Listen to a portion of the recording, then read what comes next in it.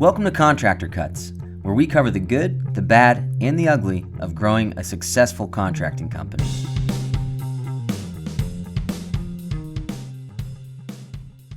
Welcome back to Contractor Cuts. My name is Clark Turner. I'm Jared Flowe. Thank you for joining us again this week. So today we are talking about when you have an employee, when you have one project manager, when you're hiring your first guy that's going to run jobs with you, you bring on someone to help you running jobs or estimating or whatever. How do I keep track of everything that's happening on my job without micromanaging that person? Yeah. How's it normally done? What's the standard default? Normally, and when guys come in starting to get coaching from us, we start with what we call the chaos meeting. Right? Every Monday, most companies have a chaos meeting where they get all their employees together and they talk about every single job, walking through it. And so I've got one project manager who's heard the jobs of the other four, and none of it's important. And it's a bunch of information that will change the next 2 hours once I show up on site and everything's different.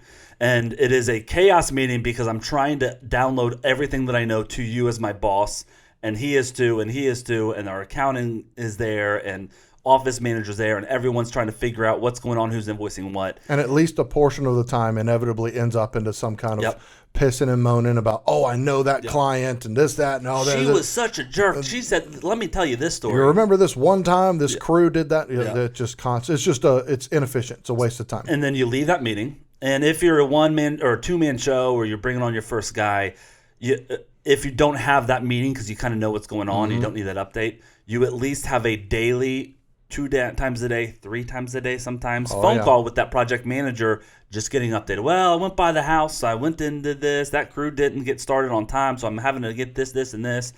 And there's a part of that is part of management, of being a sounding board and a shoulder to cry on and someone that you could yell at because you don't want to yell at the client.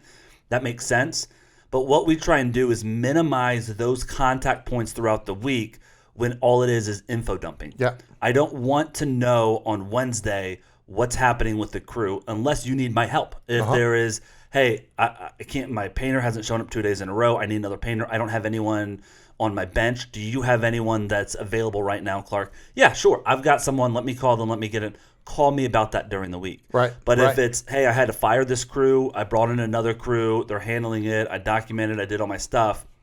Don't tell me that. Let's talk about that in our meeting on Friday. So we're going to dive into how we do these meetings, how we coach guys on managing, and how you can not micromanage.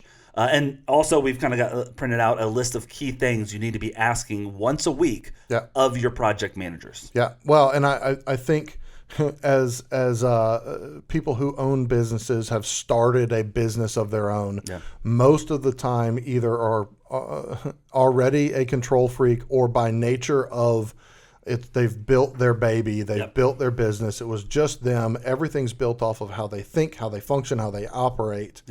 And bringing in another person into that inevitably is going to be, you're on top of them, you're smothering them, micromanaging them, because there's a trust problem there. I don't trust them, which a brand new employee, you shouldn't trust them with all the length of the rope off the bat. I'm not handing you my checkbook to cut checks today. That's right. But I think exactly where you're going with this is all of the micromanagement is due to not training well in the beginning and not having systems for check-ins and information flows happening. Clarity on expectations of the job as a whole on a weekly basis. What are my expectations? And that's what leads into if I don't have those things, then it's going to be, I'm requiring my guys to call me in the morning at 8, at noon, and at 5 o'clock or 6 or 7 o'clock at the end of the day, or they're calling me every moment. And it's this constant state of phone calls back and forth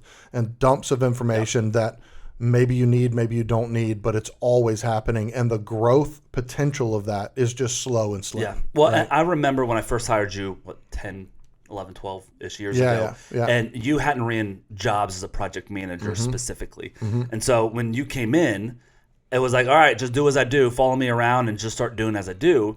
And then we start having these phone calls every single day of, what do I do about this, Clark? Oh, yeah, let me tell you how to do that, because you weren't trained on that. Well, how do we do this? Oh, let me tell you about that. And so these phone calls start happening because you didn't know your job yet. And then that set the tone for the rest of the relationship from there. It was like, hey, now that we call and talk twice a day when I'm headed to my first job and headed home at the end of the day, because previously I didn't train you and you needed that information. Now week 4, week 7, week 12, all of a sudden it's just, hey, what's up, man? Now I'm going out to my job. Oh, yeah. And we spent hours on the phone chatting like we were high school boyfriend and girlfriend, because that was just our normal thing. We just talk on the phone about every job and this client and that crew and whatnot. And so we had to sit down and break that and say, okay, what do we need to talk about? Because our time is too important right now. Yeah. We didn't have time for a 2-hour phone call on a Monday morning. Yeah. And so that's where a lot of this is built out of like, what do I need to know to help you? And what do I need to train you on that you can just help yourself with? Well, and in that situation that you just spelled out, you didn't have a set of processes and procedures that you built out. You just had the way that you functioned. Yep. And me coming into that, I could make a decision, but I knew that you had information of how you want things to happen in this specific scenario, whatever it was. And because none of that was spelled out and it was just located in your brain, it was to pick up the phone. Hey, how do I deal with this? What do I do with this? How do you want? Do I email this person? Do I call them? Whatever it was, and it was me trying to grasp at how do you want me to operate and treat these clients. If there was a way of spelling that out, this is how we operate. This is the expectations. Do these things, right? There's still going to be those phone calls in the beginning. But if I've got 80-90% of it spelled out where it's pretty clear, that final 10-20%, okay, cool. I can take 3 or 4 phone calls a week over the first month, 2 months, 3 months to get you over that last support 10%. calls, for sure. Yeah. I think also with this, when you are an alliance partner with us and you sign up and you're an executive partner, we give you all of our processes that we talk about all the time. But we came up with those processes through what we're talking about. So we've hired over 50 project managers in since the inception of the company. Yeah. And in that, every time that we'd hire someone and they'd call us with a question, we'd be like, write that down. Put that in our training. That's a great question, and we need to answer that before it comes up on a job site. Yeah. So all of the processes that you get as an alliance partner is all pre-checked by all of these hires that we've had answering these questions. So when we talk about our processes and procedures that we coach on, the 10 steps of project management, which is a great example, those steps are born out of not having to micromanage people by giving them empowered information so they can manage their jobs on their own and be independent. Yeah. Well, and a lot of that also was built off of your desire to grow the company bigger than you. Yeah. You didn't want it to be fully dependent on you and your, what I want and this is how I want it. You didn't want it built that way. You wanted a set of operating policies, core values of this is our morals in the company. And I don't want to be the guy answering questions all day long of the stuff. We're growing bigger and beyond just me. Right. And so if your eyes were set on that, that's why we ventured down this road and started building all this stuff. And this is where the self-awareness plugs in too, because it's like, hey, I know I'm not organized. So what do I need to teach you on how I want this company organized, and how do I fake that while I'm training you and while we're getting launched, right? And so that everything we preach is kind of tied into this process. So starting out with having the process of training and onboarding, once that box is checked, the next organizational tool that we use is our software. Getting into the software that we have, it was built around how do I organize my information, how do I communicate with my crews and my customers and my boss and my employees seamlessly, easily, and how do we have all the CYA stuff that if a client is trying to pin something on my project manager, I've got all the information right in front of me. That's actually not what happened. I see an email right here. Right. And I can manage all of that. So with the software, and that comes in to play when we're talking about the meetings that we do weekly and that we're about to get into, the software is where I manage every single job as a boss without picking up the phone, without driving to the job site, without doing anything other than sitting behind my desk. And I've got a report that I can run with all the information about every single job. Tells you all the details that you need to know sitting behind it. I can look at my project manager as a whole and all of his jobs. I can look at my company as a whole. I can look at one job specifically. I can look at what's going on with something and dive all the way down to this week, last year, this year, whatever it is. But I can, in 2 minutes, look at what's going on, look at what crews are assigned, look at what on my timeline is late.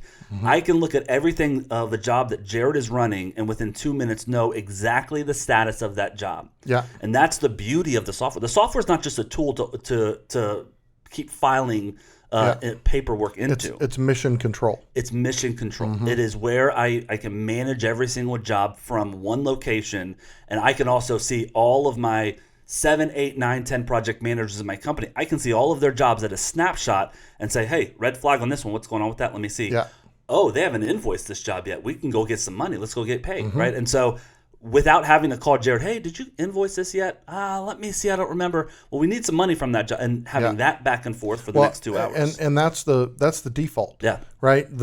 Monday morning, I wonder where, how my guy's doing. I wonder if he's out on that job site. Did he take care of that email from that client over the weekend? Did he schedule the granites? Did he schedule the granites? Has he invoiced? Did he pick up that check? All of those questions that are going to happen periodically through the week. The default is I'm going to pick up the phone and call my guy. Yep. Right? The inefficiency of that is you are not able to focus on the growth and development of the company because you're taking that bit of time. But also your guy on site who is moving the productivity of that job forward now has to stop, back out, maybe have to go, look on his phone, right? And so there is a productivity block or cog in both places when you do that. With a software like this that's giving you all the details, it tells you whether you need to call him or not. Is the information in there? If it's not, pick up the phone and call him. Yep. But very quickly, I can see, yes, he replied to the email. Yes, he invoiced the guy. I did see that it's paid. That goes, granites are ordered. I can see all of that stuff, so I don't need to make those phone calls, which is going to make you more productive. Yep. But the next level is like you've got your processes and policies in place. Some of those processes, the software kind of earmarks you into as a project manager and kind of keeps you accountable to them. But then there are some other ancillary things that are part of policies that your software is, some of it's contained, some of it's not. And so how do we keep the accountability of that to make sure that our project managers are executing all of the expectations without having to call them every single day? And it comes into what we call our PAL meetings, once a week meeting with our project managers and going over. And we this jokingly list. named it PAL because it was a project manager action list. Yeah, and it became it just stuck. It stuck. So it's our project manager action list meeting, and in that meeting we do it once a week. And this is where I line up what I see in the software and what you're telling me, and making sure that those are the same thing. 'Cause Absolutely. I can have a software in place and a job running through it, and it might look great, but you didn't let us know that you had to fire a crew and you didn't reassign that work to somebody else, and so I can't tell. I didn't know that an invoice that should go out that the client said, I'm not paying that until this wall is finished. Like, there's a lot of that sort of, and I think that's what you're talking about, the outside of the software information that I need to make sure, hey, let me get this out of your brain to make sure that what I'm reading is accurate. And this is the spot where this isn't a principal's office meeting where I'm sitting here checking your answers and checking your work and giving you demerits. This is a meeting where you come to get support. This is a breath of fresh air to your project managers where they show up and say, Clark, all right, I got 2 jobs I really need to talk about. All the other ones are good. Everything's clean. We can chat through them. Let's hit our high notes on the checklist on those things. But I got an issue. Like this one client is doing this, and this, and my project manager knows Friday at 12:30, Friday at 10 o'clock, whenever our meeting is set every single week, I've got Clark's here where I can sit down, ask him the questions of, how do I do this? Do we need to call a lawyer? Do I need to do this? How am I going to handle this one? Can I give them this discount? All of those little paper cut questions that I'm usually answering all throughout the week are one little spot for 30 minutes or an hour, answering it all at the same time. Yeah. Well, and lastly, I'll say this before we go into the details of the PAL meeting. The reason why this was created, you mentioned earlier that, over the life of the company, we've hired, 50 some odd project managers. There was a period of time that we had project managers that we brought in. We didn't have any of this set up. We thought that they were 100% capable. They had done the work before, blah, blah, blah, blah, blah. All of a sudden, things started going wrong, and the ball of wax was rolled so far down the hill that to back out of it was impossible, and we lost a ton of money because we had nothing to flag week over week. Are things going the way they should be? right? And so we needed to create a flag system. You said this isn't a principal's office thing. You're not coming in to get a pass fail, ABC or whatever. This is are you executing these things? By nature of doing these things, it's going to raise yellow, orange, and red flags earlier before it gets so far down the road that I got a $25,000 worth of flooring I've got to replace, or whatever. My guy's underwater. My guy's underwater. Exactly. Yeah, I think that's such a great point, because we don't have 50 project managers right now. Yeah. Right. We fired 40 of them. Right. Of those 50 that we've hired, a lot of them were bad hires, and we've had to let go. Right. And we've really learned how to do it well and how not to do it well. And at this point, we've really minimized the gamble, even though every trial by fire for exactly. sure. But exactly what you're saying is every single one of those PMs that were in the very beginning, in the first half of this company, we were 3 months, 5 months, 8 months late on firing them.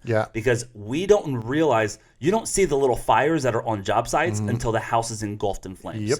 As a manager, unless I'm micromanaging, right? And unless I'm on top of every single house and I'm visiting every single one of your properties twice a week, I can't find those little fires that are happening. Yeah, we were not micromanaging, but giving rope, because we were choosing to trust them. They ran these first 3 jobs perfectly, but there was nothing systemized for them to help them stay within the barriers. So there was no fires that they had to put out, so they were fine. And so we would let them go. We'd give them so much rope, like, just let us know what else you need. Let's circle up once a week and just see how things are going for camaraderie's sake. But we had zero. We either were over micromanaging and they were gone because they're like, get out of my business, or we were just like, they ran jobs well, let them go. And so we would get. I can name names of project managers I can remember where I had to take over 4 jobs on top of the 8, 9, 10 jobs that I was running myself. And these jobs weren't just normal job takeovers. They were up the creek. They're on fire, almost literally, in terms of, like, it would be better to burn this house down than to try and fix what we've screwed up so badly here. And so I mean hundreds of thousands of dollars of check writing, because I had no checks and balances with my PM from when they started the job until we are 40, 50, 60 grand upside down on that job. And that's when I'm notified, like, oh my gosh, what do you mean? Wait, what do you mean? Wait, we're out of money on that? What do you mean? And it was this, like, horrible experience of realization, I am out of control of this company. And so exactly what you're saying, we've got the processes that we have to train people on of how I want you to make decisions. Then we have the software that they're trained up on of, this is where you organize all of that information, and this is where I'm going to help manage you from and be able to keep track of what's going on and be able to run my numbers and reports and invoices and whatnot. And then from there, I need to have this check-in meeting, the PAL meeting once a week with my crew. With my project manager or estimator, or pulse check. Even my office manager. I need that once a week. Here's an hour of my direct eye contact where you can get anything you need from me, right? Because I'm so busy, I'm running this way, I'm running that way. This is your hour. Right. Do with it what you please, but we're going to look over your jobs. I'm going to ask these questions, which we're about to cover, and then we're going to dive into any issues that I can help you with. All right. So going into that, why don't we cover some of these topics? So we give you a lot of paperwork when you're an alliance partner with us, and we try to roll it out slowly. One of my favorite pieces and one of our most edited pieces of paperwork that we give is the POW checklist. This is a checklist that we have that we give people of, this is how we've done it. This is kind of a generic template. And then we help them custom create their own meeting agenda for when they're meeting with their PMs, because industries are different. Personalities are different. Management styles different. What I need to know is going to be different. Depending. What people think is more valuable information than others. All of that. So that it's a customizable. This is definitely our most customized piece of paperwork that we have. This and our client engagement agreement, I think, is fairly customized by our guys. But running through this is, I'm going to look at every single job every single week and ask these questions, and if you check the box, you're good. And side note, we've talked about how to pay your project managers in previous podcasts. This is 1/3 of their grade. It's this and their profit and their revenue. I need a profit percentage and amount of revenue and what they get on this weekly. And how you can see that playing out is if a guy's bringing in great revenue, Yep. and he's hitting good profit, but all of his clients are frustrated. He can't keep a crew. He can't, he's having to fire crews all the time. He's constantly having to, negative reviews and all that stuff. That's where this comes in. Yep. You might have a guy that if you don't have this, he's doing $150,000 a month. He's bringing in 25-30% profit, and like, dude, this guy's killing it. But he's murdering your reputation. Yep. Right. Client experience, as we've said a billion times, client experience is paramount over the product delivered. Now, product has to be good. Yep. You got to be able to invoice. You got to be able to hit your profit. You got to be able to manage the crews. But if the client experience is bad, you're not growing your company. Right. And so this check-in is how we ensure the client experience as well as our money is protected. Right. So with this checklist, I'm going to run through some of them are obvious. You get your date, your job address. We start with ECD accuracy as well as email. Estimated completion date. ECD is our estimated completion date. I want to start by saying, and we can kind of role play some of this, but I start by saying, Jared, I'm looking at your job and your estimated completion date is 2 weeks ago. Yeah. What's happening with that? Right. Why are you not done with the job? And why is it not updated? Because your client believes from communication that it was 2 weeks ago, and now all they're thinking is they're another day late, they're another day late, they're another day late. So what I want you to do is I need all of your estimated completion dates updated to very accurate before we meet. And if any of them change a date, I went from Friday to next Wednesday because carpet got delayed on delivery. Whatever it is, I don't only want to see you update that date, I also need to see an email that is saying, hey, client, FYI, as we discussed in person when we did our walk on Monday, the estimated completion date's changing to Wednesday due to the delay on carpet. I will let you know if there's any other issues or if we can get it done earlier than that. I'm so sorry. Right. I want to see the communication as well as the accurate ECD. And a little side note to cheat, our project managers have this all the time. Yeah. And so they can take this and say, okay, estimated completion date. Oh, I'm going to do that on Thursday before I meet with you on Friday. I'm going to change this. I'm going to send my email. Great. I don't care if you send every single email on Thursday of all the estimated completion dates on all your jobs, as long as you're updating the client weekly. A project manager can go into our reports, pull a report that shows ECD date on every single one of their jobs, and I got to change that one. I got to change Click on that one. send an email. Click on this next one, send an email. That's right. Click on the next one, and we're done. Updated the ECDs, communicated it all. Client's happy, boss is happy. Yeah. Everyone's good. That's right. So those two are where we start. The next one, pictures. Did you upload pictures? We invoice as a company every single week. Yeah. With invoicing, we want to attach pictures for what we're invoicing. So I want to see new pictures every single week on a job, unless there's an obvious reason that there shouldn't be there. Sure. This isn't trying to nitpick. If there's nothing to take pictures of for whatever reason, I'm going to skip checking that box. I'm sending an invoice for permitting. Yes. I'm not taking a picture of the permit, Yes, right? Correct. Next, job notes. What notes are in here? What notes have you made? What do I need to know?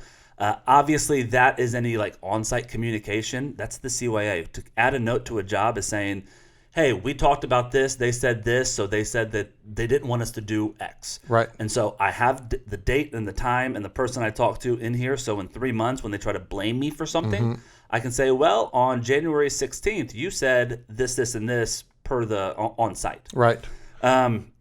Next column is 2 emails. We require a minimum of 2 emails out of every 2 communication points every week on every job that's open, that's in progress, that is happening. I want 2 communication points minimum. Now, there might be 5, there might be 10, but I need a minimum. There should not be 1. There should not be 1 because I need an update and I need an invoice every single week. I need, hey, this is what happened this week, this is what's going on. And sometimes those can be the same, but if that's happening only once a week, what's happening the rest of the week? Yeah. Right? Well, even when I was running jobs that we were not allowed to invoice every week by the type of client that we were dealing with, I still required my project managers to do that.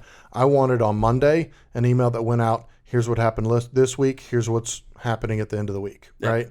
And then at the end of the week, here are some things that I found out, blah, blah, blah. There was a potential of some of that getting redundant, but I would rather have more communication to the client where they're not having questions and whatever. So even if I wasn't able to invoice, I still required my guys to send 2 emails or communication points every week. For sure. Next, no new items. This is a checkbox for me as your manager to look at it and say, hey, Jared, I see that you added a new line item for cleaning. What's up with that? Because you're paying out our cleaner $400 and you're charging $0 to the customer. Yeah. So we literally just lost 3% of this job. On mine, I rewrote that to no $0 items. Yes. Because if it's a change order, okay, great, right? Yeah. But the way this one's written, I think it's also covering. How did we miss that on the front end estimate? You didn't have cleaning It's on coaching, here, yep. right? It's a coaching opportunity. It's also, hey, not only where did we miss this, but who's doing this? How's this fitting in? Do we need to change the estimated completion date? Let's look at your Gantt chart because new things have been added to our scope. Yeah. It's a touch point where maybe you and the client talked through stuff, they approved it, and you got it rolling. Great. I need to know because in our system, and I don't want to go too deep into it, I do the front end as the boss. I do the front end estimate to go and meet the client and know what's happening on the job. So if you're changing the scope that I was originally assuming we were doing, I need to know that when the client calls me and says, hey, Jared's messing up. He never painted the basement. And I say, well, I didn't know that we were painting the basement. Well, that's a calibration point, right? It's a place where you're like, even it could be totally legitimate. Yeah. Yes, I did add this thing, but because of X, Y, and Z, you're like, okay, totally cool. That makes sense. But there's also what you just talked about. Oh, yeah, I missed that on the front end estimate. I don't know how much money I've saved in our company when I sit down with the PM and say, back when I was GMing, I sit down with the PM and say, listen, what's up with this line item? And they say, oh, the $400 cleaning. Yeah. We had one. The painter spilled paint all over the hardwoods. I got to send someone out to clean the hardwoods, get it all up quickly. I mean, it was latex, luckily. We got it all up. Nothing didn't damage the floors. But if I didn't have that marked this week because it happened this week, I could say to you, Jared, the painter has to pay that $400. You need to have that conversation today that their work order is dropping by $400 deduction because they spilt their paint and we had to pay to clean it up. Yeah. You talk about that with them today, great. That makes sense. It's not going to be on their check and it's good. Yeah. If I wait 2 months and now I'm at the end of the job and we're out of money, $400 less check. I'm out at $400. I can't go back. I've already paid the painters. Right. They're gone off the job site. So at looking at that every single week and saying, hey, why is this here? Why are you not charging a client for it? This is a problem is the biggest red flag you're looking for. And that's such a great point because there's so much lost money in that last 10%. Yep. Of like, dang it, if 3 weeks ago I had talked to the guy and done this, I wouldn't be paying out the butt at the end of this job. Right. So this is the reason why I've got a 3, 4, 5 month job. I don't let a guy just run it. And then at the end, I come in and try and help. It's week over week. We're just having touch points to make sure everything's running smooth. Yeah, that's right. All right. The next column is one that digresses from just yes, no questions. Yeah. The next column is what I call weekly actions. And in the weekly actions, I'm not going to really go through the mechanics of how we do this, but every single meeting, at the end of the meeting, I'm looking and saying, all right, Jared, next week, today's Friday, what has to be accomplished next week that you're going to commit to? Yeah. What has to be done? I'm going to agree to do these things. Well, I've got to send this person a revised estimate. I'm going to another estimate on Tuesday. I know I have to order granites for Main Street job that's happening, and I know I have to do this. And I got to find another paint crew. My paint crew I just fired. I got to find one. So I need to interview 2 or 3 new paint crews. Yeah. I'm going to write those down, and next Friday, I'm going to check you on that and say, hey, let's go through these 5 things. What happened? Well, I called 2 paint companies. Neither of them can work, so I'm going to keep that on my list for next week. I did order the granites. I did this. I did this. I did this. Great. I'm giving you a check mark because you did all of your weekly actions. Now, what are we doing next week? That's right. It's the accountability of, hey, you got a lot on your plate. Now, you're not going to be able to handle it all. What is the most important stuff that you're committing to handling that has to be handled this week? And the value of that is there's a lot of people that are great at project management because they are great at handling a lot of things at one time, but they really stink at prioritizing what's the most important thing. And so that's a spot where you can coach, train, and lead somebody how to take the tasks that are in front of them, evaluate the most important ones, and then put a goal or a checklist. Let's make sure to get these things done. We're going to touch back next week and make sure they got done, right? Yep. The next couple we've got are more kind of next level if you're really killing it with managing your guys. Gantt chart. I want to make sure your Gantt chart's accurate. I'm going to look at that. And when I'm prepping for our meeting for Friday, I'm going through looking at these things Friday morning on your jobs. Yeah. And so I'm making notes on each of these jobs. Hey, the Gantt chart is way off. You didn't do it. Or, hey, that looks great. So this meeting is usually pretty quick. We're not diving into every single job because I've already looked at it and you've already looked at it. Right. But I'm looking at the Gantt charts, making sure that's accurate. And then the next section are a handful of items that are one-timers. So they're classified differently. Do we have all of our SKUs picked out for selections from the client? Yeah. Yes or no? Once that's checked, I'm not going to ask that next week. Yeah. Do we have a signature on the estimate that we sent with this client? Once I get that checked, I don't have to check it again for this job. Do we have a client engagement agreement signed? I need to see it in the documents, signed, uploaded into your software. Yeah. I check that box. And then is client info fully present? A lot of times, guys, we take in a phone call and we might not have certain parts of their client info. I might not get their last name, Right. but I got their email and phone number. Yeah. So Yeah. stuff like that, I need to check that once, make sure that's accurate. And then the last part that we're looking at, and again, this is next level. If you're killing it with managing, start doing this as the next challenge. Yeah. I have every project manager bring their projections with them to that Friday meeting. Projections being, what will you invoice by next Friday? Or when we do invoices Tuesday, what's invoicing next Tuesday? Yeah. And what does this month? And the first one every month, we say, what are your projections for the month? Right. So you sit down and say, Clark, I think I'm going to be doing $110,000 of work this month. By the end of this week, looking at these jobs, I should be able to invoice $28,000 of that. Yeah. And so that helps me make sure that we're getting our revenue at the level we want, and that you also are understanding as my project manager that if I don't get this stuff done, I can't do this next stuff. Yeah. Right? If I don't close out this job, I can't start the next one, and my 110 turns into 90, and then it turns into 75. But at the same time, the guy comes in and says, "Yeah, I'm going to hit 110. At the end of the first week, I think I'm going to have about $2,500 that I can invoice." What? Where's the How are you going to make up that the other 107, 108,000 or whatever? Yeah, yeah, you're 25%, 50% through the month, Yeah. and you've invoiced 1% of what your projections are. We need to change your projections and figure this out and what's going wrong. Well, and as you get larger and you have 2, 3, 4 project managers and an office person, and the office person is maybe doing QuickBooks and working on accounting and projections and paying the bills, those are really important numbers to get in a close variance. Because if you go back to your office manager and say, based on my meetings I had last week, we should be able to be collect on $77,000 this week, and your guys are off by 50%.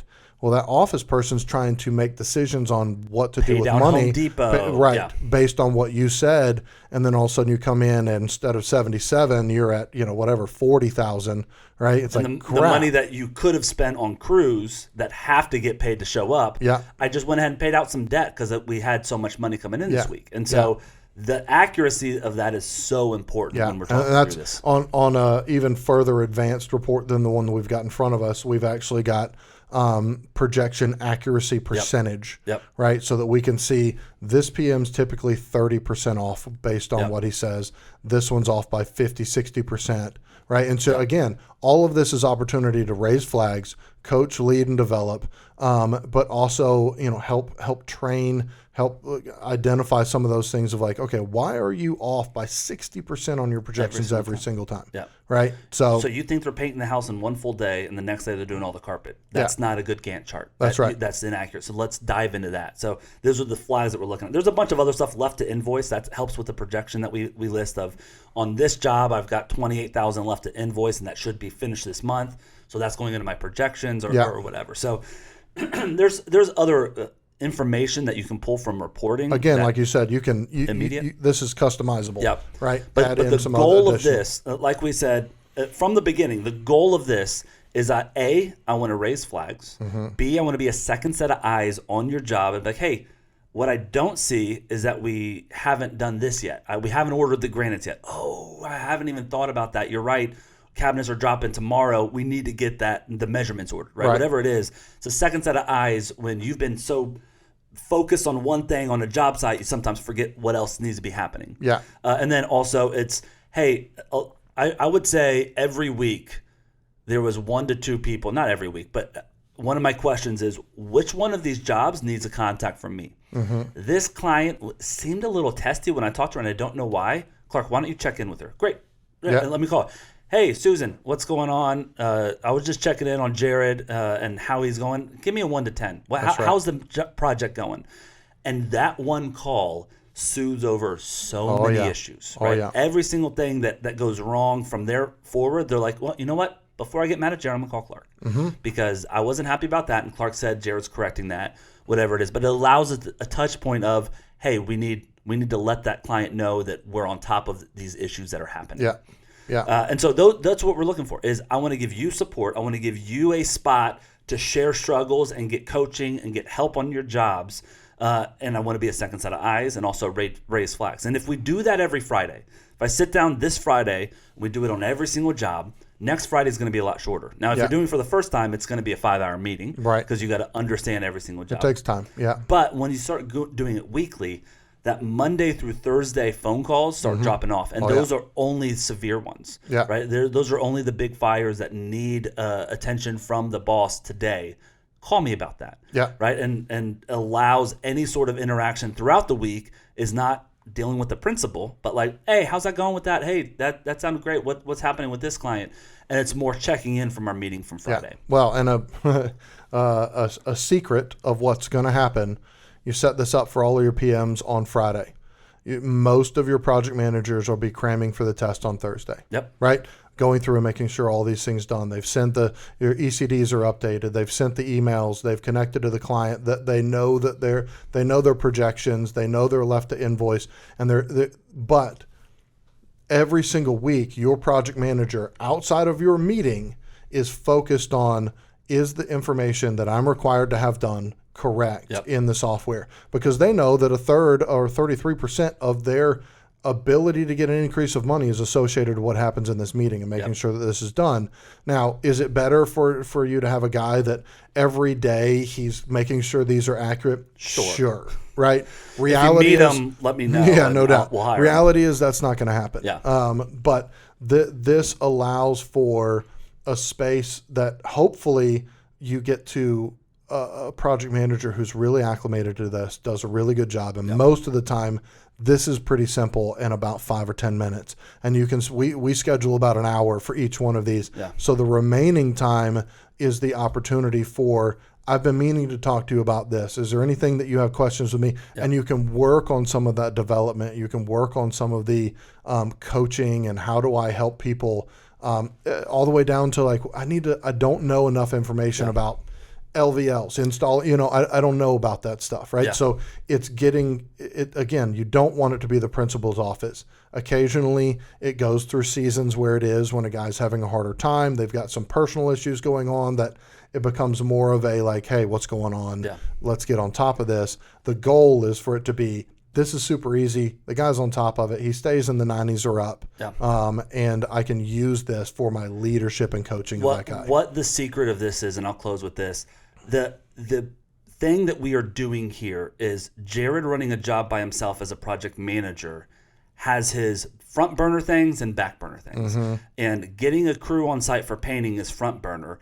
Updating an estimated completion date in the software is back burner. Right. And a project manager has so much going on that they are only getting the front burner stuff. Back burner stuff gets pushed to next week, then the next week, then the next week. It never happens. Right. And so what this is doing is saying, me as the manager of the company, here's my front burner stuff that I'm forcing to your front burner. Right. I need you on Thursday to sit down and go through all of this stuff, and it feels like paperwork to you. Yeah. But to me, this is how I protect my money, my reputation, and grow my company. So this is front burner for me. Right. And so you will be graded on making this a front burner issue for you every Thursday before we meet on Fridays. Yep. Right. And so we're reprioritizing what's important from the guy running around with his head like a chicken with his head cut off to, hey, this is how we grow, is this structure and how we service our clients and how we're running this and getting ahead of the fires, not having to fight the blaze when the whole house is on fire. Well, and if you're looking to grow and you're looking to develop and you've got project managers that most project managers don't want to stay project managers forever. Yeah. They want upward movement. The guy who's knocking these out of the park moves from this to a what's the number one project manager, head PM or whatever, right? Senior project manager. Senior, that was the word I was looking for. A senior project manager, because they're great at this and they can actually start stepping in and helping with some of this stuff. But these are some of the indicators of a person who I can move into a management level, leadership level, and move up within the company. So the other thing that, and this is just an analogy that I love to look at, a lot of people I would assume are going to go, this is a waste of time. Like I don't have time to do this stuff. If you and your wife were sitting at the house and decided that you were going to hire somebody to come in and their sole job was to spend your money, would you have checks and balances around that? Right? That's what a project manager does. Now they're executing a job, they're delivering a product, but they're doing it by spending your money. You've got to have checks and balances around that to raise yellow and orange flags before they become red, because once they're red, it's out of your pocket. Right. If you want this software, go to ProServe360.com. We've got from free levels all the way up to about $4.99 and everywhere in between. $1.99 is our complete level. Go to ProServe360.com to sign up and at least get started on our free software, which is estimates and invoices. Also, if you want this paperwork as well as support from us, hit us up at ProServeAlliance.com. You can also get there from ProServe360. But go to our website. Let us know. We also do one-day events in Atlanta that people fly in for all the time. Those are, we run you through the project management process, how to kind of set up a company, all the way through how do I multiply to multi-state. And some of the behind the scenes of why we set those things up the way, why the 10 steps are what they are. It's a great foundational launch. It's like $200 to come to one of those things, and it's not a hard sell. It's let us just hit you with all of our information and everything. That's so right. It's a good starter if you're thinking about getting coaching or not. If you just want to get some sort of a bump in terms of organization and understanding of growth. So go to our websites, check out those events. Check it out. Check out the software especially. It's super helpful to have and to start building that foundation of your company to grow on. Thanks for listening. We'll talk to you next time. See ya. Bye.